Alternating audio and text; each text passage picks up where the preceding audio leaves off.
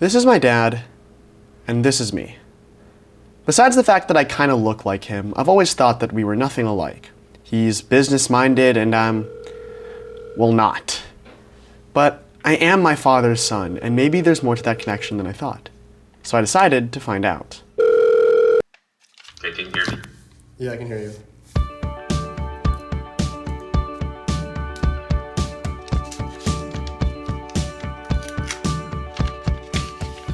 May 1999.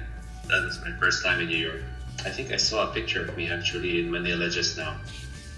I was on top of the Empire State Building. It said May 20 to 24, I forget now. The first impression I had talking with the students and going around is that it seemed similar to UP. Very diverse. It's a mini city within a city. It's a mini representation of New York. And that basically cemented my choice. I said that, oh yeah, this one I feel more at home with. I had the privilege of being his roommate for 2 years, from 1999 to 2001. And I think what stands out for me is his self-discipline also. And I think it shows in one little quirk he has, which I think he shares with his brothers, where he would keep all of the boxes of the things he would buy. So whether it was a laptop or a hard drive or a piece of software, and all of them would be organized so neatly in the top shelf of his little closet in our apartment. This originally had cookies in it, but obviously I've eaten all the cookies, but I've decided to keep the box for some reason. I don't know what to do with it. This had my One Piece Vans in it, and it's a cool box, so I've decided to keep it. This is my first box of comics. It's got like the Luffy top on it. It's got a whole, oh gosh, I've spent so much money. You know, amazingly enough, Titos would be able to study while watching a Yankee game. What do I do in my free time? Well, we're in season now, so I watch the Yankees nearly every day. Oh, actually the game's going on right now.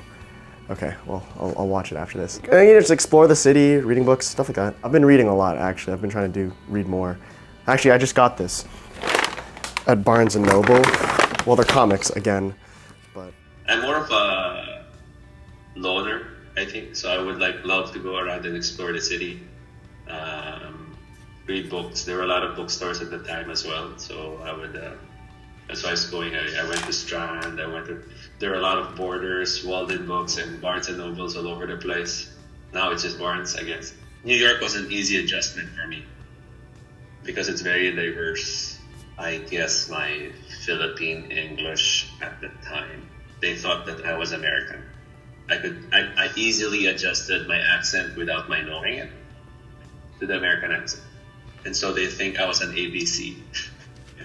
I think if I didn't know anything about Cal, I would definitely think he's American, just because one of the first impressions I had of Cal was like, oh, he's talking really fast. And even though I don't personally know any New Yorkers, he felt very New York to me for some reason. Am I American? I sound American, at least. That's what most people say. I don't know if that counts for anything. 24 years later, and try as hard as I might, my immigrant story is the same as my father's. This city offers so many opportunities.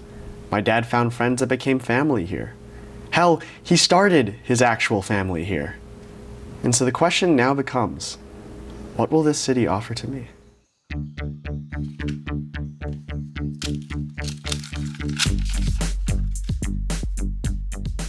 For now, your planned NYU life, you're halfway through. So just want to make sure that you take advantage of all the things that NYU has to offer.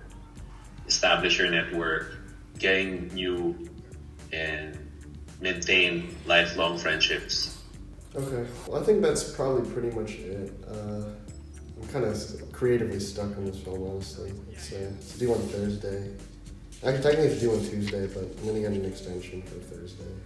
And that's part of the process, right? So Yeah. before you create something great, it needs to go through a process. But yeah, it's part of your life.